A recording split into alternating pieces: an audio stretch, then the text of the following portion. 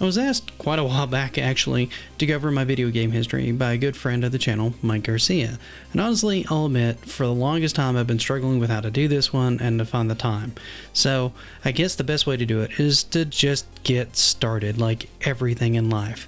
So, to start with mine, it pretty much starts with a Casiovision. And I'm guessing most of you that come to this channel that watch me play Mario and stuff like that have no idea what this system is. But it was a relatively short-lived system that came out in 1982. It was designed to compete with the Atari 2600 and the Atari 5200, which are more well-known systems to people than the Casiovision.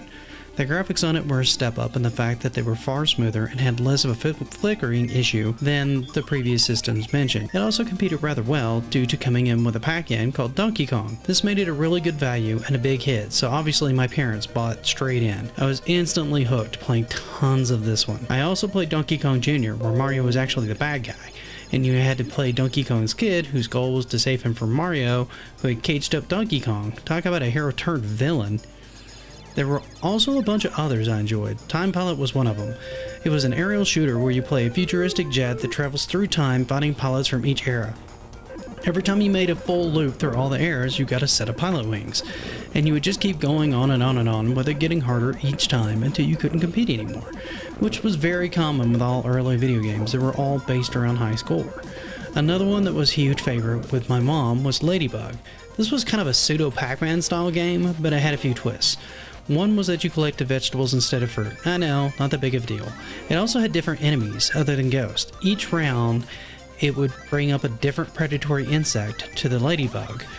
Each one had different patterns that would challenge the player in different ways. And last and most important difference was that you had these door or panel things that you could use to block off any would-be attackers and make new paths through the stage, making this a really cool variation on the Pac-Man style gameplay. I also spent a lot of time playing an old game called Venture. This was a weird, quirky treasure hunting game that you played this thing. It's kind of hard to accurately describe this guy. And the objective was to get into each of the rooms and steal the treasure and escape alive. It was fun, if relatively hard game that kept me focused for hours playing it. Another honorable mention goes, and go ahead and laugh, the Smurfs. I was a huge fan of this franchise as a kid, and I had all sorts of little mini figurines, so I dumped a ton of time into this as well. The idea was that you play a generic Smurf trying to save Smurfette from Gargamel. Far as I know, you never see him or Azrael in the game at all. It's just a basic platforming game. Make it far enough and you save Smurfette. This, like all others, would go on and on and on until you couldn't successfully save her and you were ranked by your high score. Eventually, after the market crashed in 1985, me, like many gamers, saw the Nintendo Entertainment System hit the shelves. I could not beg, plead, or bargain with my parents enough to get this thing, and man, was it worth it. My parents got the $200 one that came with 2 controllers, the Zapper, and the combo cart that had Super Mario Bros. And Duck Hunt. Screw that dog. That dog's a jerk. But man, this console was something else. Mario Brothers was hours and hours of fun, and then there was Metroid. I remember seeing this in Toys R Us and being amazed at how big the world was and how much stuff there was in it. I spent tons of time exploring every nook and cranny of that game. I don't think I could ever legitimately beat it without using the Justin Bailey code, which effectively stripped off Samus's armor, made her jump higher, and gave you the ice beam. It was a thing. I just couldn't get past the last climbing part. I just couldn't figure out the jumps well enough, and then the timer went off, and you know what? Boom, I was dead. Every time. My next addiction was The Legend of Zelda. There is not enough time in this video for how important I found this game and how mind-blowing it was to be able to save your progress. This was the first card I ever recall having onboard memory. So rather than having codes that you would write down to be able to go back to where you were in the level, like Metroid, you basically just save your game onto the cart. It actually had a battery in there to be able to save it, which was awesome. You could save directly to the cartridge now. That was amazing, and the scope of this game, man, it was massive for the time. I mean, it was just monstrous how big this seemed. There were so many items to collect and use, and the secrets, man. This thing was loaded with secrets for you to find. There were always talks about finding something new in this one at school. I could go on and on about how many games I got to play in the system or borrow from a friend, and how much fun we had, but there's so many more consoles to go. like the Super Nintendo and Genesis, which I didn't realize how lucky I was to have both of these growing up until much later, and man, were there amazing titles on each one of these. With the Super Nintendo, I had Super Mario World, another pack-in game that, my god, it was good. You had all sorts of new power-ups, and it was the first time I saw Yoshi as a kid. I had a blast going through this game. So very much like today, I was a Mario junkie. Link to the Past was another phenomenal game. This still to this day is my absolute favorite Zelda game. And yeah, you can go ahead and hate me, it's better than Breath of the Wild in my opinion. Being able to go between light and dark worlds and the puzzles that brought to the world of Zelda made this thing amazing.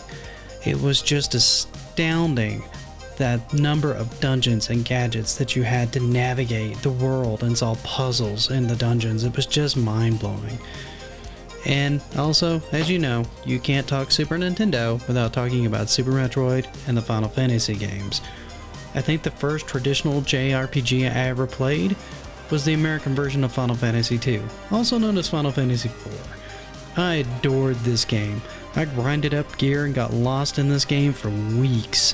When Final Fantasy III came out, I couldn't be happier, and I begged for that one too, and had so much fun, if not more fun, finding all the little optional party members. I could just explore this world end to end. I spent tons of time just finding every nook and cranny. Speaking of worlds, my god, Super Metroid, this game was just insanely good.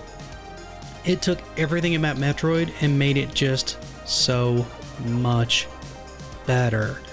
Ridley never looked better, and the fight with Mother Brain was just, I think my eyes bugged out of my head when she stood up. She was just a brain in a jar before. Then there was the Genesis. Man, while this system didn't have as many titles that were as fondly remembered, there are a few I played a ton of. Sonic the Hedgehog series was obviously way up there, and a huge selling point to me at the time. A fast mascot character that could move faster than the screen? Sign me up. I had a blast zipping around this game trying to find alternative faster routes. The next was Forgotten Worlds. Man, this game is hard. I'd forgotten how hard this game was until I picked it up again trying to remember how well it played. The idea is that there's an invasion, much like in World of Contra, and you play as this flying warrior who can spin his weapon 360 degrees. It was a neat shooter. I remember popping this one in constantly to play it over and over again. To this day, I don't think I ever got very far in it, but it hardly mattered because of how unique and fun it was. This system also had some amazing RPGs, like Phantasy Star 2. This game was so confusing that they gave you a book with maps in it saying deliberately, this game would be very hard to complete without this book. They weren't lying. There were so many pathways you would have to mark in the book where you entered and left so that you could navigate some of the later stages. I also think this might have been my first conscious recognition of prejudice, come to think of it. I know it's a weird place to find it, but there was this character called Niai in the game. She was a manufactured human, one of two. Her sister was so violent and destructive that you had to go and deal with her, eventually killing her. If you lose Niai in this fight, or any fight subsequently, they refuse to resurrect her, stating that it's illegal. You lose the character forever. I was just furious at the game. And sad at the same time. She was one of my absolute favorite characters. Not only because she was so fast and powerful, but because she was like a sister to the main character. I adored their dialogue together, and she was just an adorable character to have along. However, I think I've babbled long enough for one video game video. Honestly, there are far too many consoles for me to cover in one video anyway, so look forward to another part coming in at some point in the future, and until next time, happy gaming.